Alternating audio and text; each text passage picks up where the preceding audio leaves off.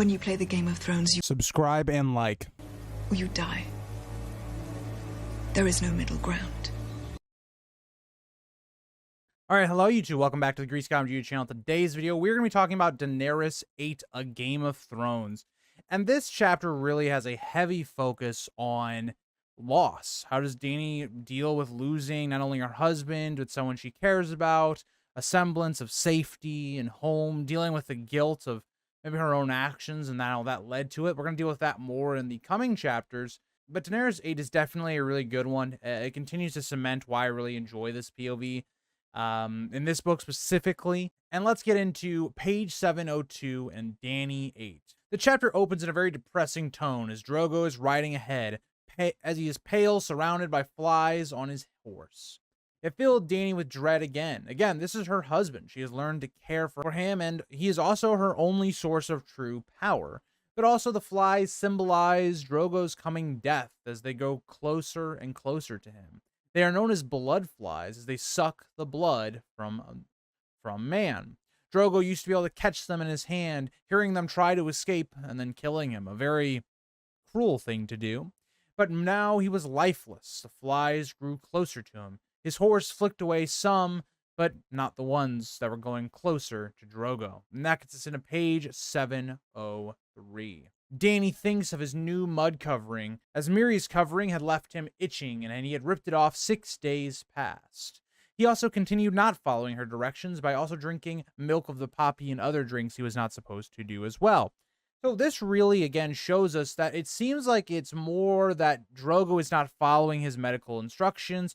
His pride is really getting in the way. He's not doing the things he's supposed to do. And we can sit here and go, maybe Miri planned it that way, given the way she gives the instructions to Drogo, kind of seem to almost make him go that direction. And the way Drogo responds to her care does not really seem to be that great. So it does seem that more like Miri could have had this as a plan that like, oh yeah, the cow's pride is going to get in his way and it's going to get infected type thing.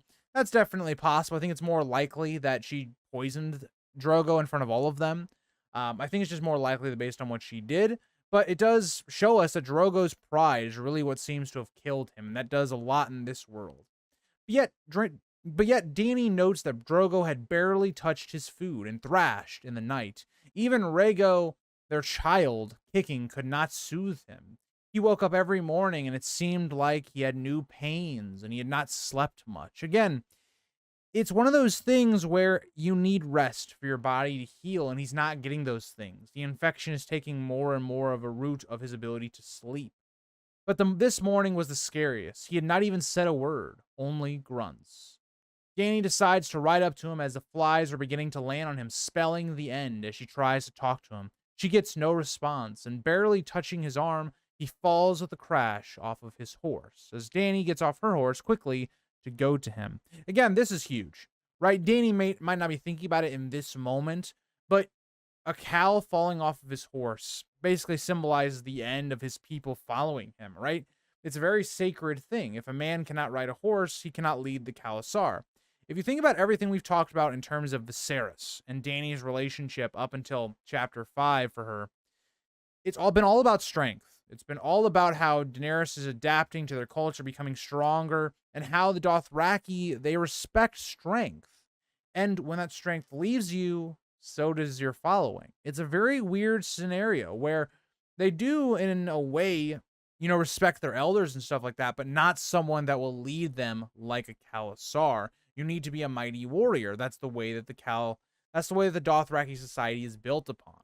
Drogo seemed to not see her. He asked for his horse, as his skin was hot to the touch. Again, Drogo realizes what's going on here. He fell off his horse. And in either way, this is horrible. One, if Drogo is dying, he's being separated from his horse. How is he supposed to ride his horse into the afterlife? Into, I believe it's called the Shadowlands is their afterlife. How is he supposed to do that? But if he's not dying, he's just lost all of his power, more or less, right? He's being shown as he can't lead the Khalasar anymore because of this.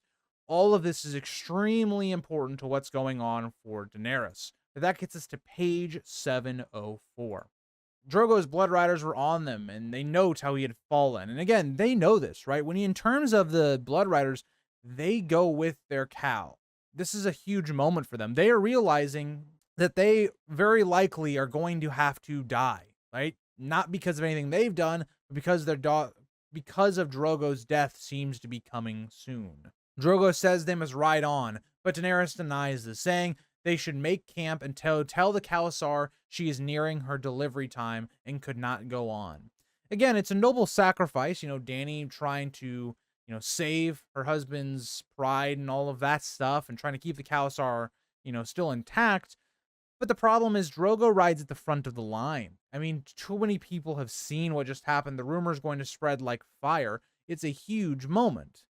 And it's just something where you understand why Daenerys is doing it, because she's trying to hold everything together. She's trying to hold, that Drogo is going to be fine, and her power, her position is going to be fine. And her semblance of safety and home is all going to be okay, but that's just not the case. But Quatho, one of the blood riders of Drogo, tells her that she cannot order this, but Daenerys ignores him, telling them she needs Miri. And there's two things that come of this that are very interesting here. So one, Quatho kind of glares at her and says he can't do this, but when Daenerys threatens to tell Drogo when he's feeling better, he does it. But it's one of those things where we understand Quatho quite well here. He's in a situation in which there's no win. There's no win, right? If he denies Daenerys and Drogo does get better, he's going to be in deep shit. If Drogo doesn't get better, like Quatho probably thinks is going to happen, he is going to die. So either way, it's just not a good look for Quatho right now. And so he kind of just goes along with it for the time being. But it's interesting the way that dynamic works. How does a Blood Rider's life is so tragic? And that's not to excuse some of the things that he will do in the future and some of the things the Blood Riders do, but it is a very weird life to live, right? Dying with your cow. But we understand him quite well in this chapter. But the other part of this is going to get Miri.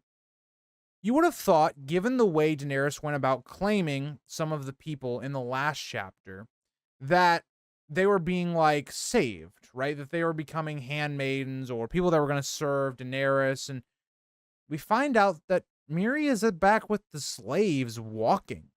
Think about how much the Dothraki ride every day. It's made quite clear in Daenerys' early chapters that they ride for bulk majority of sunlight, right? Of the sun being out, they ride bulk majority of that time.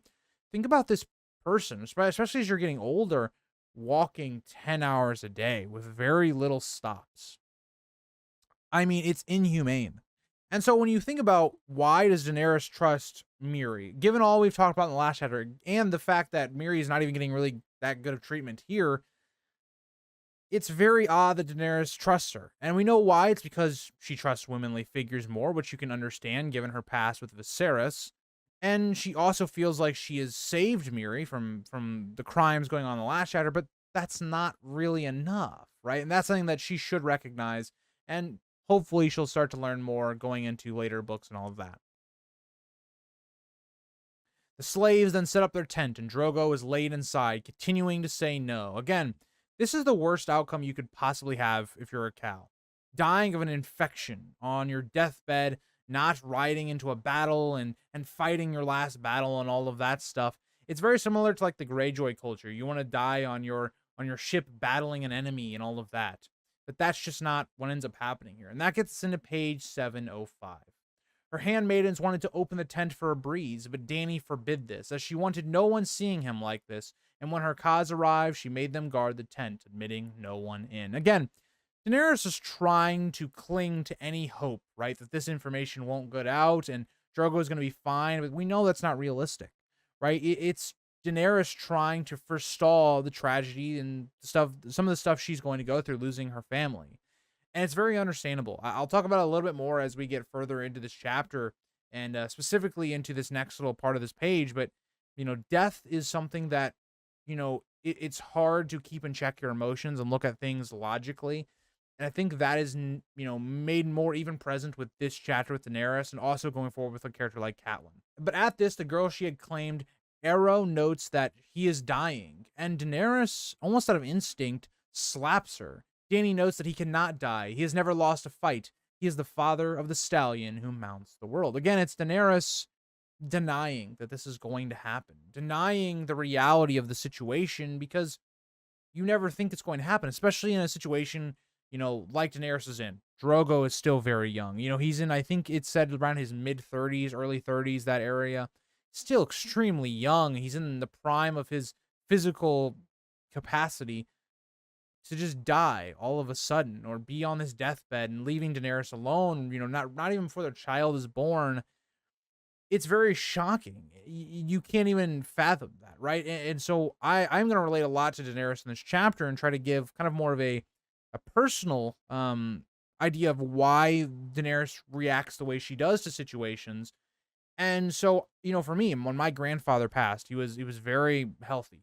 He was, early 80s, but he was very healthy guy. And so when he died, it was very sudden. It was a heart attack, and he died not because of all these other health conditions. He just died of a heart attack.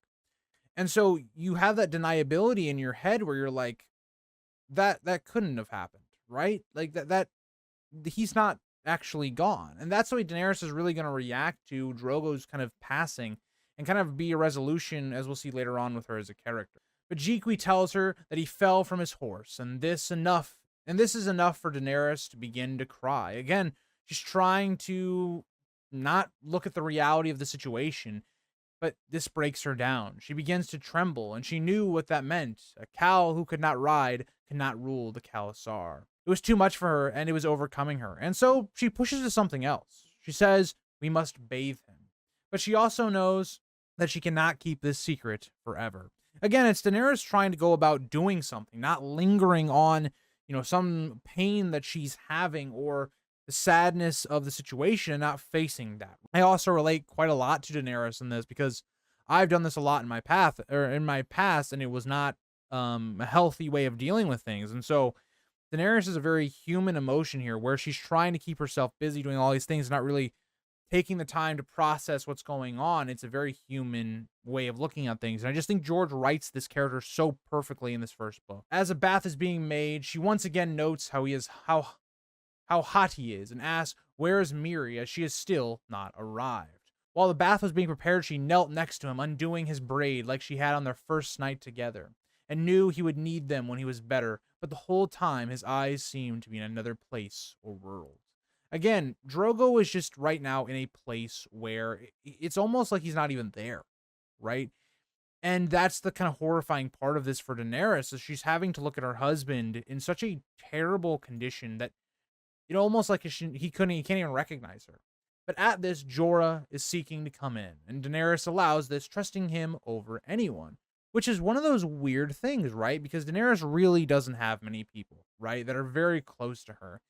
And it's even more tragic given that we know Jorah had been informing on Daenerys, right? So it's one of those things where not only are we seeing her misjudge Miri, but she's also misjudging Jorah in a way, because Jorah has also betrayed her as well. But Jorah was dressed more plainly for the heat of the sun, but notes the talk of the Khalasar is already that Drogo has fallen from his horse. Again, us, the audience, knew the secret could not hold, and even Daenerys herself knew this, but it's that realization that it's already happened this quickly. Maybe Daenerys was looking to buy herself a few hours or even maybe a day, but in a matter of, it seems, minutes, it's already been around the Khalasar. It's that realization that Dany can't run from this. She can't hide from it. She begins to cry, telling Jorah for the love he bears her, save him. Jorah tells Daenerys to send her handmaidens away, as Jorah cuts the mud cake from his chest to reveal his blood has gone black in the wound, and Dany cries more, with Jorah noting he is as good as dead. Again, it really shows that the infection has either been tampered with, if you want to go with the idea that Miri poisoned him, she did something because his blood's basically black, or the idea that I think I propose, and something that I've learned to subscribe to. This is not the way I first thought about it, but I think one of my viewers, Ashley, so shout out to you if you're watching, she really kind of made me look into this a little bit, and I really like the idea that she kind of gave me of this idea that, like, this really is, it just seems like improper healthcare, where it's just Drogo was not following through, and because of that, this was infected, right? Didn't close the wound properly because he tore out the stuff that was holding it together and then put something in there that just wasn't doing it. And so, you think about the way the conditions are here, it's obvious that Drogo, it seems like he got some sort of infection. And that gets us into page 707. But yes, again, And this idea here is like Dany is being faced now with someone she trusts above all else that is telling her now that he is dead. It's that confirmation there.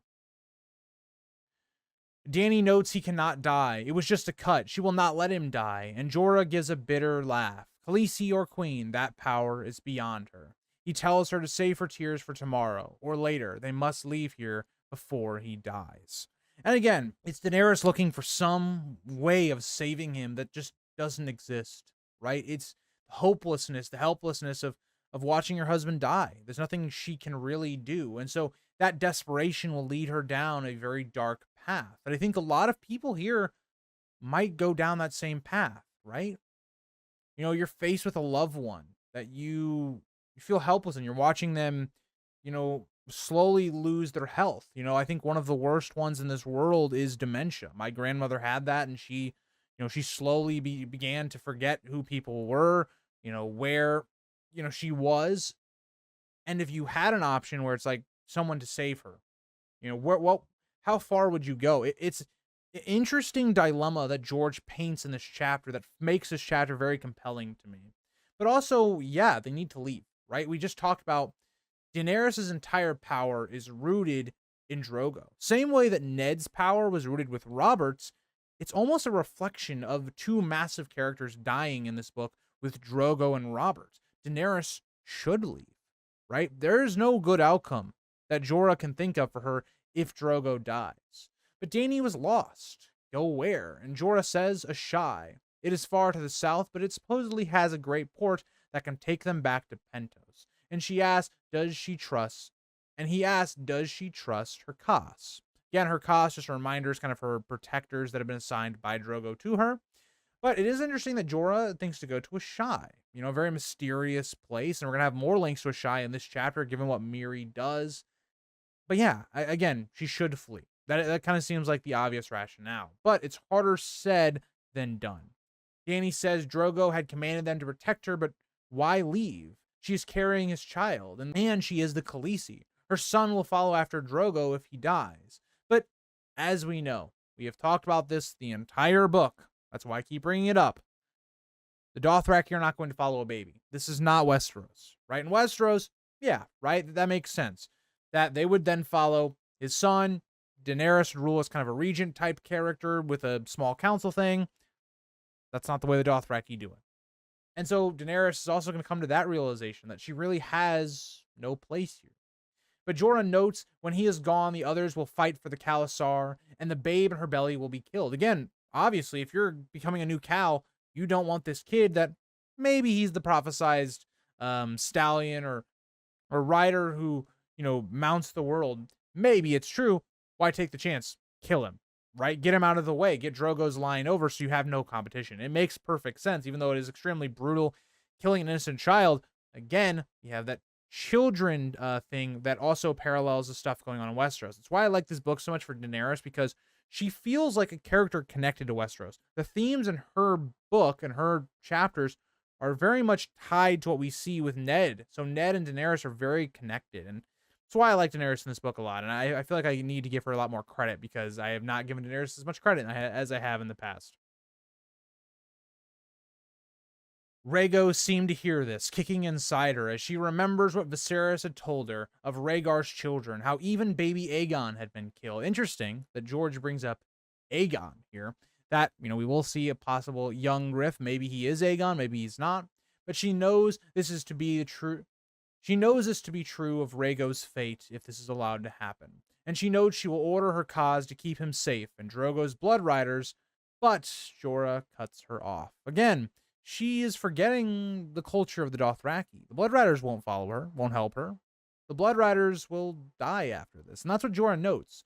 The blood riders die with their Khal. They will do one last duty for Drogo by bringing her to Vaes Dothrak, and then they will join him in the Nightlands.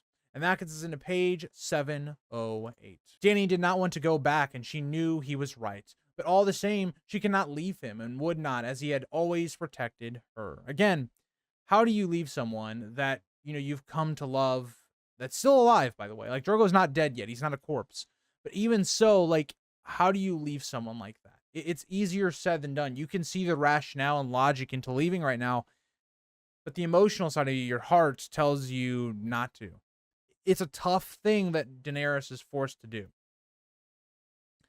The tent then opened with Miri arriving as she looked worse for wear, marching behind the Khalasar. Again, you got to be thinking, this woman looks worse than the last time you saw her. She's not being treated the best. Why does Dany trust her? Dany is just in this desperation. She's very emotional right now. She's not thinking about all of that idea, and she's super young, right? It's something we've got to remember with the character. She's super young. But upon Quatho and Hago seeing the open wound that Jorah had just, opened up to see what the condition was, one of them drops the chest again, and just in shock, realizing the situation's hopeless, right? Like that seeing that his blood is black and the cut, how bad it is, it's the confirmation that they're going to die. And it's just that shock.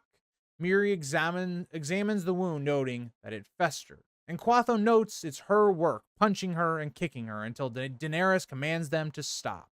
But Quatho notes kicking is not enough. We should chain her and let every man here have his way with her until she dies and is eaten by the animals. Again, it's another idea where you see how other people react to death. Now you look at people like Quatho trying to place blame. You were the reason he died, whatever, but it wasn't, that either it was nature taking him, it wasn't that it was his own decisions that caused his death. You blame it on someone else, right? And we can understand the rationale because it is kind of suspicious, right? He gets treated by this woman that they usually would not trust to treat a cow, and then he instantly seems to start getting infected, right? So you can understand that, right? Where Daenerys is coming out of denial that Drogo's not going to die, the Blood Riders are the opposite. They're sitting back going, yeah, he's going to die, and we need to look for someone to blame. Take out our anger, take out our frustration of our lives ending way earlier than they should have. Or maybe they should not have. Who knows? That's the way they're seeing it. It's this different levels of grief and pain that we're seeing in this chapter. Quatho turned on her, saying they should put her there with her, as she is just as responsible. Again, placing more blame in that reaction to death. But Jorah tells him to mind his tongue, as she is still the Khaleesi. But Quatho says, for now. But once Drogo dies, she is nothing. Again, it just shows where Daenerys' strength lies with Drogo when he's alive. Daenerys, we can realize, is someone that's grown and taken, a little bit more confidence in herself and become a more stronger character, but her position's still banked almost solely on Drogo. But at this, Daenerys says she was never nothing. She was the blood of the dragon before, and calls for her cost. But Quatho says they will go for now. And that leads us into page 709. Getting into page 709, Jorah notes how Quatho means nothing good for her, and then he fears the death approaching him, which is very true, right? We've talked about that in this chapter already, that Quatho realizes he's going to die. Dany says no one has died yet, to don his armor once again, as she is more frightened than she lets off. Jorah exits the tent to prepare for the inevitable, right? Something bad is probably going to happen. There's going to be some sort of conflict. In all of this chaos and desperation, it's better to have your best, most trusted knight with you, I guess. Dany turned to Miri, as Miri notes how she has saved her once again, and Dany says, now please save him. But there's a great callback here, and a lot of foreboding in this line that goes straight over Daenerys' head. Miri sternly says, you do not ask a slave anything, mirroring Drogo's words to Dany in the last chapter. And again, it shows why Miri may have some malicious intent the way she's been treated, and she's even publicly just stating that to Daenerys. But she goes to him, but she notices all of her work has been undone, and Drogo has been drinking milk of the poppy, to which Daenerys agrees. Again, it kind of just feels like Drogo just didn't do what he was told, and now he's being punished. But Dany also notes that the cover was burning and itching, but Miri says there are great healing powers in burning and fire. She notes that he is beyond her saving, and all she can do is ease his path. He will die by the morning. And there's a lot of interesting notes here. Yes, he does have a lot of healing powers, and that being part of it is probably a good sign. But also something that's important to note is think about the way the dragons are going to be born, right? Based upon heat and fire. It's just kind of maybe a nice little wink there and some foreshadowing. But again, by any rational human being, Drogo is on death's door right now, right? There's nothing you can do at this point, and that's what Miri is telling her. But Daenerys goes a little further. Her words cut through Dany. It was kind of that final inevitability when you have your healer, your quote unquote doctor telling you there's nothing else that can be done. It's you realizing that, yeah, he's probably going to die. And even though Daenerys maybe have already known that, but she's been denying it, this cut's kind of like a dagger. Miri was her last hope. She begins to look for a solution. She must know some healing or magic, and Dany even starts thinking she had finally found something of a home that was safe, and she had found love, and that was being robbed of her so suddenly. It's very tragic for Daenerys, right? You look at Daenerys and how she was brought into this world, kind of always being on the run, being used by this person or that, and she finally finds a lot of happiness in her life, and that's taken away, and so she's looking for any other option. But Miri seems to study her with black eyes. Again, doesn't sound very nice, does it? With black eyes. Again, everything that the reader is reading at this time points to Miri being not the best figure, but Dany just doesn't realize it. And she says there's a spell that she has learned in Ashai, but it was difficult to do. And she had paid a price to learn it from her blood mage teacher. Again, very interesting. Like, we're seeing that blood and kind of life pays for other life. Interesting, right? Like, what did Miri have to go through? You know, it's just very interesting to speculate on, which gives Dany pause as she knows that she is a magi or magi, however you want to say it, like the Blood Riders and Dothraki had been saying before. This just confirms what they had thought. But Miri responds, only a magi or a magi can save him now. And it's very interesting that Miri never brought up any of this. If Miri was a trustworthy character, don't you think she may have brought this up to Daenerys at some point? But no, she brings it up here. Because in a lot of ways, Miri sees another opportunity of revenge, of, maybe getting some sort of justice and ridding the world of a potential threat. Again, the exact thing we talked about with the idea of Drogo's son being with Daenerys, it does have that possibility of what if the prophecy is right? What if the Dothraki culture is correct? Dany asks if there's no other way, and there isn't. But as Drogo shudders, she says, do it. And she can't be afraid. She is the blood of the dragon. Again, she doesn't ask what's going to be part of this ritual. She doesn't ask much at all, right? And Miri says there is a price to pay, but Dany notes she can have horses, gold, whatever she requires. But Miri notes it is blood magic. The price is death. And this is interesting enough because Dany is already sitting here like, wait, who's death? And Dany instantly thinks, is it hers? Again, as she's uncomfortably gripping her stomach and rocking nervously. Is it for her? And Dany even thinks she knew she would die for him, and Rhaegar had done the same for his love. She must be brave for Drogo and also Rhaego. But Miri says no, not hers. And Dany is relieved to say, do it then, which is curious. Miri still hasn't said what has to die for this to work. Like, let's think about a scenario, right? Like, what if Miri said, I need 10 innocent children to perform this ritual?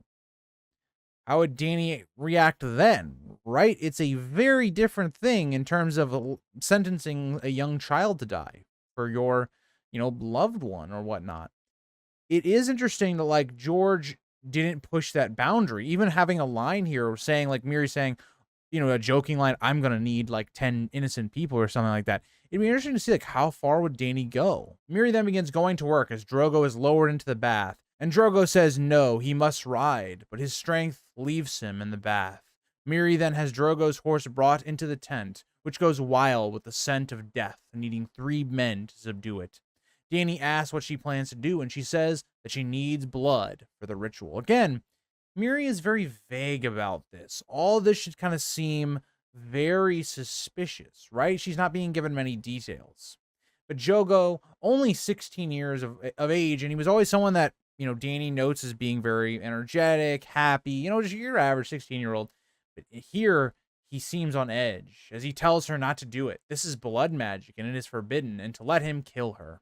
Dany will not listen. Again, she's driven by desperation. That killing her kills Drogo. And that blood magic is not forbidden. She is the Khaleesi. And even when Drogo killed a horse and made Dany eat its heart, it was to strengthen her child. It was somewhat the same in Dany's eyes. Now, I would say not really, in terms of you're not trying to perform any type of magic, right? That's more of a ritual that is done by the Dothraki culture.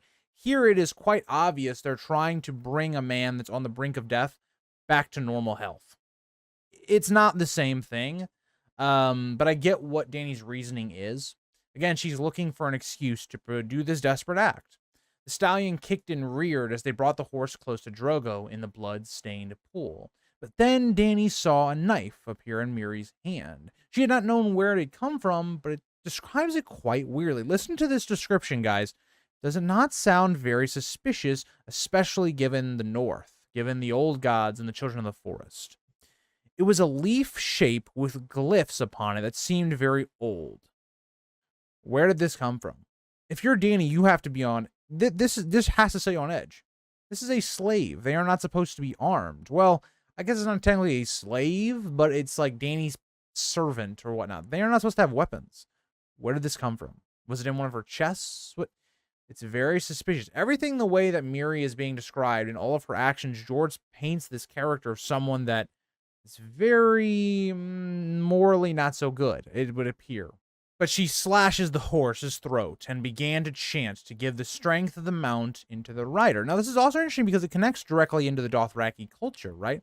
The Dothraki people have a very distinct connection with their horses. And so what she's trying to do is take the strength of the horse that is connected to Drogo and put that strength into Drogo. It's a very interesting thing that's actually happening here that ties really well into the Dothraki culture. And at this, Drogo looks terrified, trying to hold the dead horse, afraid to move. But Dany thinks if this is the price to pay for Drogo, she would do it 1,000 times again. By now, the stallion was allowed to fall, but Drogo's bath was now soaked in blood. A really horrifying sight to see her husband already in a very bad state in a pool of red blood. Only his face was showing, making it even worse. The stallion was to be burned and removed from the tent, and Miri begins to put herbs and powders into the room, giving it a nice smell, but she tells Dany to also leave. Again, very suspect, right? This is now the second time now that Miri has wanted privacy when working with Drogo. It does paint an interesting picture here. But that'll get us into page 712. Dany says she will stay with him as he laid with her under the stars and gave life to their child. But Miri tells her no, as tonight as the dead will dance within, and no man can enter the tent to see them. It's very interesting. Like, why is that, right? That initially should set off some red flags. You're allowed to be in here. Why isn't anybody else? It's just very suspicious the way everything's kind of going down. But she submits and says no one will enter, and she kisses Drogo and says to save him. Once outside, she noted the hot sun, and the Khalasar had made camp, but many had gathered to the tent, many with hard black eyes watching her. Yeah, this is a horrifying thing to see if you're a regular Dothraki citizen. You know, the person that is leading, you know, your people is dying. It's being said. You don't know exactly what's happening. Then also this woman that is presumed to be a magi, this sorceress witch type character, is performing some sort of ritual, and you're not allowed to know what happens. Dany is not going to be looked at in the best eyes right now. And a lot of people would also probably share the same idea of Quatho, that Dany is responsible for Drogo's death.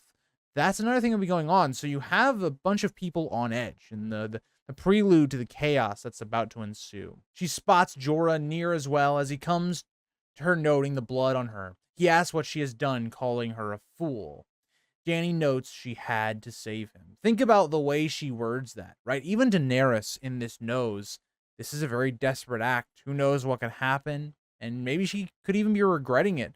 But just that wording right there, that simple wording that she had to save him, tells you all you really need to know about the situation. Jorah notes they could have fled, and Dany asks if she is his princess, and Jorah swears that she is. And Dany says to help her now, then to which Jorah does not know how to do. What is Jorah supposed to do? Like, yeah, I can try to protect you, but if all of these Khalasar turn on you, Daenerys, like, I can't stop them all. Like, that's kind of what I'd be thinking if I was Jorah, right? You've started a magic sorcery going on in this tent. How am I going to stop that? But at this, she hears Miri chanting loudly and even sees her dancing, and not alone, with shadows within the tent. She can see the horror of the faces on the Dothraki. Yeah, think about it even more now, because not only were you kind of just thinking about this mysterious stuff going on if you're a regular Dothraki person, but now you see shadows within dancing, and Daenerys even should be on edge here, right? You have this woman chanting these really weird rituals, and you also see people that you know are not in the tent, but now seem to be in the tent. It gives you a lot of Melisandre's magic that we see, in a Clash of Kings moving forward. It's very suspicious, right? And that's one of the reasons I think a lot of people want to go to Ashai. How did she learn this, right? To interact with, is this the dead? Is this the Lord of Light interacting with the world? Is this some sort of old god magic? She's using a knife that seems to possibly come from maybe the Children of the Forest. It has a lot of things that would indicate that. It's very suspicious. At this, Quatho shows up and notes this cannot be, as she notes him and two of the others had brought the other healers. Again, Quatho had more sense. He was thinking, hey, if we can save Drogo, it's going to be from just normal healers, not this, woman that seems to have already failed, even though she probably didn't. But it was too late. It was another thing of desperation. Quatho just trying to find a healer, so maybe he wouldn't die here. But you got to think about this from Quatho's point of view, right? Both times now, we've seen weird things happen as soon as Miri interacts with Drogo. Drogo instantly gets infected. Doesn't seem to be Miri's fault, but she still, interacted with him. And now, second time, we now see shadows dancing, this magic going on that's very much against their culture. And I think culture in general of doing blood magic, it's going to set people on edge, right? And quick to anger. Again, Drogo was like probably a brother to these people. So you got to be putting in that as well. These people cared about Drogo. Not only is their life tied to Drogo, but they also cared about him. And seeing this be the route we're going down, it's not a good look. Dany notes that it will be. And Quatho was the first to move to the tent, noting he will kill her and Daenerys. He will kill Miri. And Dany stops him just before the tent, but he pushes her aside, and she commands her Khaz and Jorah to kill him. Her Khaz moved on him, but Quatho was too quick, catching Quoro before he could use his whip. But then Jorah interrupts Quatho with long sword in hand. Quatho swung his Araka at blazing speed, but Jorah caught it a foot from his face. Dany notes that Jorah is clad in head to toe of chainmail, but he had not donned his helmet. Again, Jorah is just in a lot of armor right now. Given that this situation would happen, it's going to play a key role into this battle as well. But just very important to understand that he is fully kitted up. He's got all the protection he could possibly have at this time. Whereas Quatho is not the same, because the Dothraki don't really believe in armor like that. Quatho danced backwards, but he was too fast for Jorah, as multiple hits seemed to either graze Jorah, being deflected by his armor, but some hit at his head, but some hit as well, as his head was bleeding and he had taken a hit to the leg, making him limp. At this, Quatho began to taunt the knight. Again, Quatho's younger. It seems like he's stronger than Jorah. Jorah is slower. Jorah is weighed down by armor. He's getting more tired than someone like Quatho, who has very light armor on right now. It's kind of the same thing we see with Vardis and Bronn in this book. It's just in this scenario, Jorah's armor is really going to save the day. And that gets us into page 714. Quatho then notes he will die now, and the Araka slipped past Jorah's blade, hitting the gap at his hip again. But this time it catches on bone, and for a second, that was all Jorah needed, cutting his arm off and then his head. Again, armor saved Jorah's life, right? If Jorah hadn't changed into his chainmail armor, that hit probably would have killed him. And there's multiple hits that probably would have killed him. Again, we get the line that many of these hits grazed off his armor.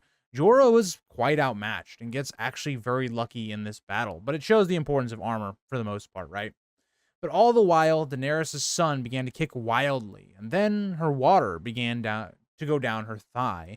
Very interesting, right? It seems like Daenerys is going into labor. All of this stress is kind of making her go into labor, it would seem. It's very similar, if you want to actually get a really good comparison, is Rhaenyra when she finds out Viserys died and Aegon has declared himself king. It's very similar. The two parallel really well. Even when we think about, the two children that they both have, they both end up dying, but they kind of look deformed for the most part.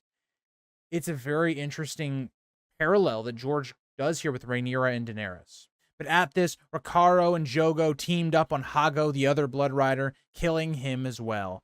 Daenerys tried to scream for help, but no one seemed to hear her. Someone threw a rock, and it seemed to hit Daenerys on her shoulder, but she began to scream, saying the price was too high. again, realizing in her desperation she has made the wrong decision. She began to crawl to the tent, but Kaholo caught her. He had a knife to her throat, but Ago's arrow found him, killing him just before Daenerys could be killed. Again, I like doing this. I want to finish off the chapter with reading straight from George R. R. Martin's own words. Again, we're hitting the climax of the chapter. Who can do it better than George R. R. Martin? When at last Daenerys found the strength to raise her head, she saw the crowd dispersing, the Dothraki stealing silently back to their tents and sleeping mats. Some were saddling horses and riding off. The sun had set. Fires burned throughout the Khalasar, great orange blazes that crackled with fury and spit embers at the sky. She tried to rise, and agony seized her and squeezed her like a giant's fist. The breath went out of her. It was all she could do to gasp. The sound of Miri Mazdur's voice was like a funeral dirge. Inside the tent, the shadows whirled. An arm went under her waist, and then Ser Jorah was lifting her off her feet. His face was sticky with blood, and Dany saw that half of his ear was gone. She convulsed in his arms as the pain took her again, and heard the knight shouting for her handmaidens to help him. Are they all so afraid? She knew the answer. Another pain grasped her, and Daenerys bit back a scream. It felt as if her son had a knife in each hand, as if he was hacking at her to cut his way out. Doria, curse you, Ser Jorah roared. Come here, fetch the birthing woman. They will not come. They say she is accursed. They'll come, or I'll have their heads. Doria wept. They are gone, my lord. The Magi, someone else said. Was that Ago? Take her to the Magi. No, Dany wanted to say. No, not that. You mustn't. But when she opened her mouth, a long wail of pain escaped, and the sweat broke her skin. What was wrong with them? Couldn't they see? Inside the tent the shapes were dancing, circling the braziers in the bloody bath, dark against the sand silk, and some did not look human. She glimpsed the shadow of a great wolf, and another like a man wreathed in flames.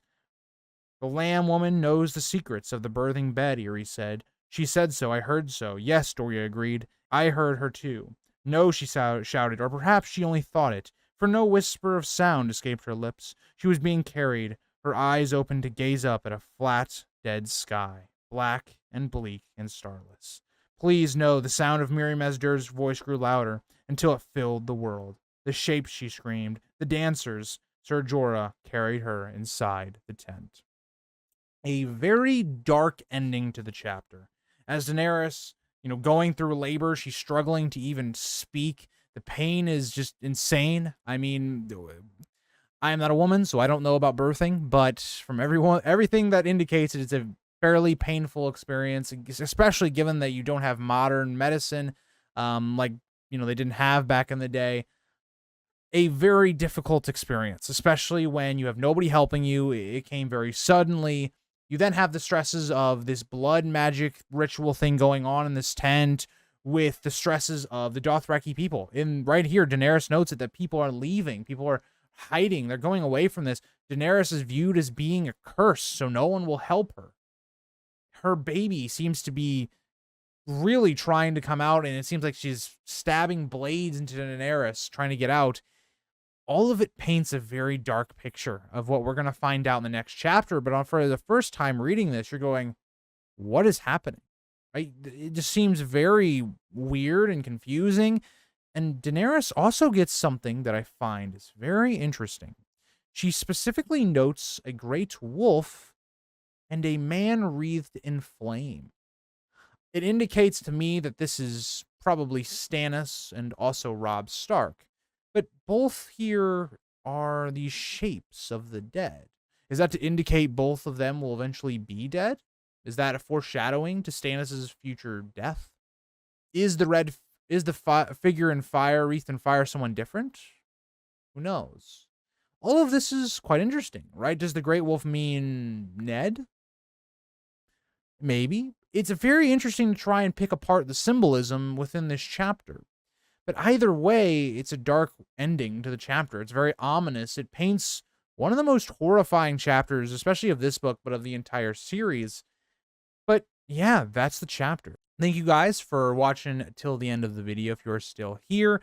Again, I really do enjoy Daenerys. She's been one of my favorite POVs of the book. I feel like you guys can tell just based on the way I kind of talk during her chapters compared to other characters. And that's not to say I don't like other characters. I think all of them are pretty good in this book, but Daenerys especially is very good. But the next chapter is going to be Ned's death chapter with Arya. So a really big one in the next one. So I hope you guys are all excited for that. And we're getting pretty close to the end. So thank you guys for watching. I'll see you in the next one. Bye, guys.